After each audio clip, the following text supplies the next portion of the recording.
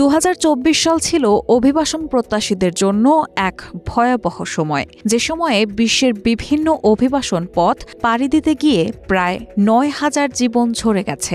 জাতিসংঘের আন্তর্জাতিক অভিবাসন বিষয়ক সংস্থা IOM গতকাল এই শোকাবহ তথ্য প্রকাশ করেছে।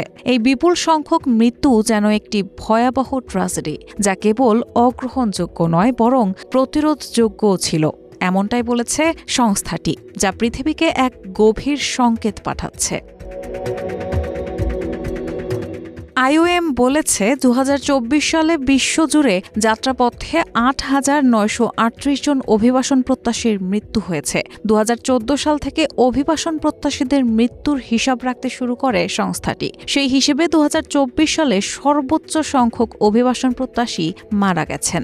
2023 সালের তুলনায় 2024 সালে অন্তত 200 মানুষ বেশি প্রাণ হারিয়েছেন।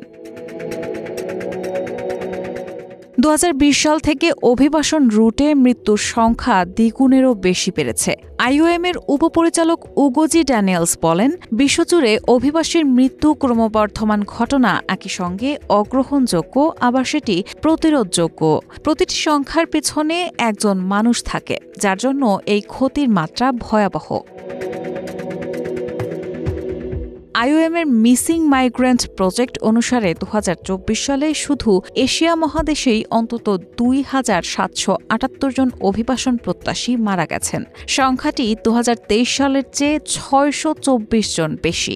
মৃতের হিসাবে দ্বিতীয় অবস্থানে রয়েছে ভূমধ্যসাগর।